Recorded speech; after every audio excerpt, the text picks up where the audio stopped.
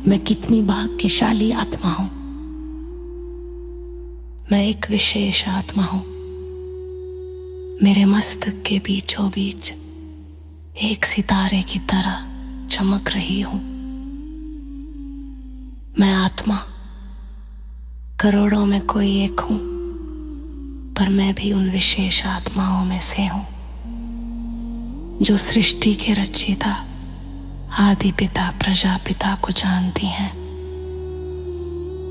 मैं उनके आदि मध्य और अंत को जानती हूं।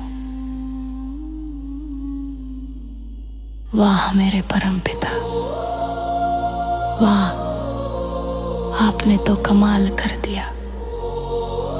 मुझ जैसी साधारण आत्मा को भी मास्टर ज्ञान का सागर बना दिया। ये जनवरी के दिनों में ब्रह्मा बाबा भी कितने खुश होंगे ना, जब यहाँ साकार में थे तब भी खुशी में डांस करते थे और कहते थे मैं जाकर छोटा सा मिच्छू बनूंगा। अब भी अपने वतन के मैदान में खुशी से नाचते होंगे। बाबा, अभी आपका खास स्मृति मास चल रहा है। आपके बच्चे आपको बहुत याद करते हैं। बाबा, हम भी आपके साथ हैं। आपने कहा था ना, बच्चों में गया नहीं हूं, मैंने तो सिर्फ कमरा बदला है। आपने ये भी कहा, बच्चे जितना समय चाहो, जितनी रूहानी बातें चाहो, वतन में आकर मिलन मना सकते हो। तो बाबा, अभी कितना सुंदर मौका है आपसे बातें करने का, मिलन मनाने का और संगम युग के थोड़े से बच्चे हुए समय का पूरा लाभ लेने का। जनवरी मास स्मृति का मास है, समर्थी का मास है, वरदानी मास है। इस जनवरी मास में सारा विश्व, आपके सभी लाडले बच्चे आपकी यादों में भावुक हो जाते हैं। बाबा, अगर अभी हम बच्चे आपके साथ रहेंगे, आपके साथ समय बिताएंगे, तभी तो सतयुग में भी आपके साथ रहेंगे ना बाबा। आप अकेले तो राज्य नहीं करोगे ना बाबा, हमें भी अपने साथ ले जाओगे ना बाबा। अब तो बाप दादा बिल्कुल एक हो गए हैं। बाबा, आपको गए कितने साल हो गए और आप हमारे लिए इंतजार कर रहे हो। बाबा, आपने बेगरी पार्ट में ढोड़ा और छाछ भी खाई, और आज वतन में आपके लिए कितनी सुंदर थालियां सजाकर आपके बच्चे लाते हैं। अब जनवरी मास चल रहा है तो सभी बच्चे बहुत प्यार से आपको याद करते हैं, भोग खिलाते हैं, आपको मिस करते हैं बाबा। आपके साथ का अनुभव तो अभी संगम पर ही करना है ना बाबा। वाह, मैं कितनी भाग्यवान आत्मा हूं जो आपके सामने आकर मिलन मना रही हूं। बाबा, आपने शिव बाबा की एक एक बात सुनी एक एक ज्ञान रत्न अपने अंदर समाया जीवन में उतारा।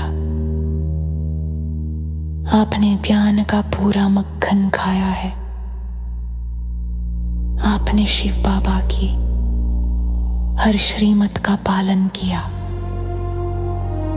अब हमें आपको ही फॉलो करना है।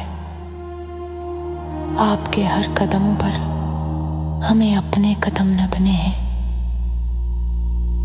आपने हमारे लिए सब कुछ कितना सहज कर दिया। बाबा, आपको शिव बाबा से बेहद प्यार था। आपने अपनी सारी कर्मेंद्रियों को शीतल बना दिया। आप सेकंड में बेहद के वैरागी बन गए। त्याग, तपस्या, यही आपका जीवन था। बाबा, हमें भी बाप दादा की सेवा में आपकी तरह त्यागी, तपस्वी, मददगार बनना है। बाबा, आप ऊपर से सर्च लाइट देते रहते हो ना। बाप दादा, आपसे मिलने वाली सर्च लाइट और करंट हमें रोज मिलती रहती है। दिल से धन्यवाद बाबा, आपके प्यार के लिए, आपकी रहम के लिए, आपकी मदद के लिए। ऐसा लगता है कि बस बाबा से बातें करती ही रहूं। अभी साथ रहेंगे तभी तो आपके साथ साथ घर भी जाएंगे।